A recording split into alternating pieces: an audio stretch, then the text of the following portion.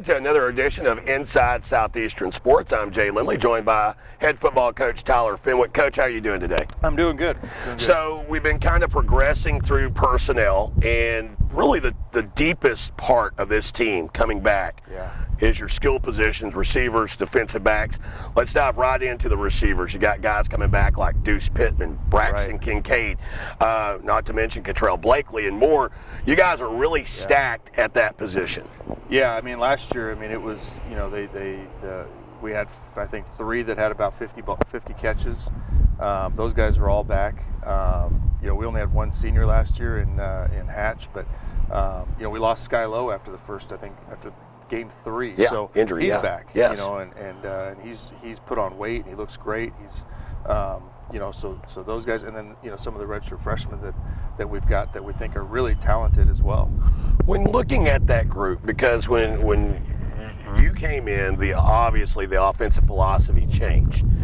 How impressed were you with how quickly they picked up things like multiple route schemes, etc.? Yeah, no, they did pick it up, and I think now they were learning last year, and we allow them to read a lot of things, and we got to be on the same page with the quarterbacks and things like that. And so now that we've been through a year and we've been able to watch film and study ourselves and correct mistakes that they've actually been making rather than stuff that I had done in the past, now they're really kind of getting into that like football 102 class, where they're starting to understand, the whys and the hows and, how it all works together and all this other stuff. And it's really been fun, just having these conversations. And what's really fun is to have, when something happens and all of a sudden you see the quarterback and the receiver start, working things out and having these conversations and these coaching points that they're working out together, and you just sit back and you watch. And, and then the other thing too is you have these veteran receivers that have been through it, and they're teaching the younger guys. They're kind of showing them and giving them tips and little things as they see things. So how important? Obviously at the Division II level, at any level, depth is important. But how important is it to have depth at the receiver position, especially when you go back and look, as you mentioned, Sky Lowe injured a year ago. It's like the injuries kept mounting, but you guys kept guys out there that were quality receivers. Yeah, well, Hunter Hawthorne's a guy. Hunter Hawthorne is a guy that came along as the season went on, and Marquise Gray's another guy that got in there quite a bit as the season went along, as we had a couple injuries here and there, and thankfully we didn't have too many injuries at that position. But it is a very talented.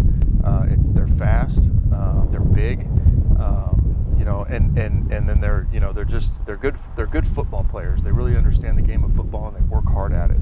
I would think from a coaching perspective, given what's back in that particular unit, that may be the group that carries the highest level of expectation for you guys. Well, yeah, because again, all of those guys coming back and being in it a year, but Braxton Kincaid is just one of those guys that's he's a leader. He's got a very high football IQ, and so you expect big things out of him. Deuce Pittman, that guy, he was only a redshirt freshman last year, and I think we all sit there and we forget because he's so big. And he's towering. He's fast, and we sit back there and we say, well, he's only, he was only a redshirt freshman, so yeah. And played at a quality program at Frisco Lone Star. Right, and so you're waiting for him now you're expecting him to take the next step and play as if he is older than what we thought he was last year, or what we expected of him. So, well, you bring that up, and you've coached at the Division II level for a number of years now. Both of those guys you just mentioned, Pittman and Kincaid, have a little NFL DNA. Mm-hmm. Right. How often have you had two of those guys at the same time? No, not very often. At this level, you don't get you might get one or whatever every few years, but to have two that have that is pretty fun, and they obviously get tips from home, and they grew up under it, and so they understand that their football IQ is a little bit higher. Of course, let's move to the defensive side of the ball. Another unit that is stacked with underclassmen. You look at the defensive backs, you got Freeman coming back, Baltrip coming back, Chilton coming back, all quality guys, and those are just to name a few. Yeah. What are the expectations for this group, and who do you see really standing out? I almost forgot Josh Malumba, and I don't know how I did that. Right. He might come out here and hit me right now for that. That's something I do not want either, by the way. Keep your head on a swivel right now. No, he's an all-conference guy, and so I think it's it's very similar to the receiver position as far, not quite the depth, but the experience that we now have. Those guys were all young, hadn't played a whole lot of football, and now they're in their second year in our scheme, in our terminology, talking our verbiage. And so now they're kind of flying around, and they understand it now. Is the learning curve a little bit different for DBs than wide receivers from your standpoint? I know we talked early last year. There were a couple of times where there were busted coverages, things like that. Is the learning curve maybe just slightly behind when you're talking defense versus offense? I think it is, because there's just a lot more things that you have to react to.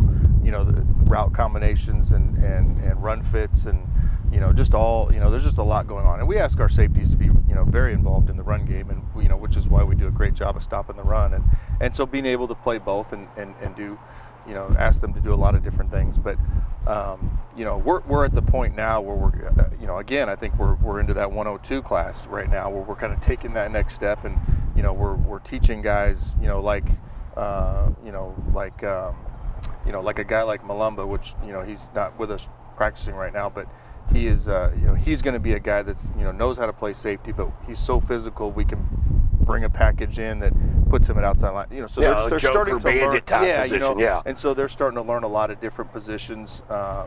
And really just so that it's not just, okay, this is my job, but this is how the whole defense works. And how important is that? I mean, we've seen that at the professional level this year. The Dallas Cowboys, they had a change in coaching staff, and defensively they say you're not a corner, you're not a safety, you're a DB. How important is it for you guys to have that mentality at the Division II level? And that's what we're getting into now is trying to put the best players on the field for that situation. If the offense comes out in a heavier personnel, well, we don't want 6 DBs out there. We want to have a little bit heavier, personnel group in there. And if they're going to be in an empty team, then we want to have, 6 DBs out there and take some of the, the bigger run-stopping guys off the field, and just, be able to match what our opponent's given us. When you look at the DB position, I mean, what's ideal for you? Obviously, this team maybe has the best mix of tall and short, if you will. Ball trip, pretty big guy. Yeah.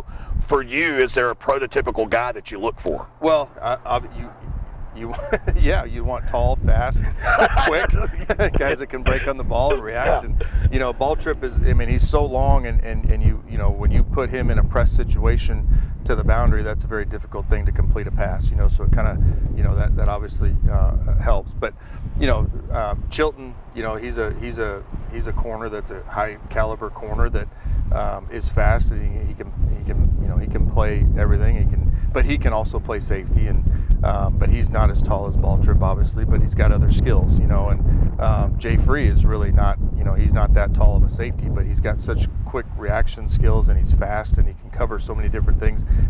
He can play corner, he can play safety, he can play outside linebacker, and he's just one of those guys you can move around and put him in the best, situation.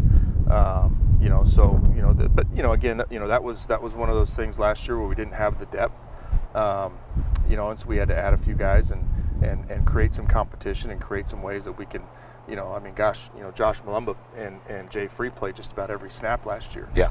And fortunately, those guys didn't miss a game, but you're asking those guys to take on a lot of hits and take on a lot of snaps. We couldn't play those guys on special teams, which you'd like to do. So adding, being able to add some depth and add some guys, some transfers and things like that's going to help us. Now, before we end, because you were talking about the importance of having guys in multiple positions, and we didn't really touch on this talking about the receivers, but we did see it come to fruition at times last year. You ask your receivers to do a lot in adjusting in the passing game, but how important is it to have guys that will also block downfield when you run the football? Sure. Kincaid's one of those guys that stands out. Yeah. He just wants to go hit someone when he gets the opportunity. He's all those guys, they need to understand that, the offensive line is going to block the first level, the second level, but for our guys to get big plays, they're going to have to get down, the effort, get downfield and get a hat on a safety, and free up the running backs to make the big plays. And that's team football. That's understanding the big picture, and it's unselfish stuff, and it's stuff that a lot of times doesn't get written up in the paper or whatever, but there's no stat for it. But we praise that when we come in on Sundays and watch the film and all that stuff. So, but those guys are they're tough receivers. They're competitive, and I think at this point, they understand what they'll do whatever it takes to win right now. Again, talking with Coach Tyler Fenwick. That's going to wrap up this week Inside Southeastern Sports. Next week, we focus solely on the quarterback competition in next week's edition of Inside Southeastern Sports. Till then, I'm Jay Lindly.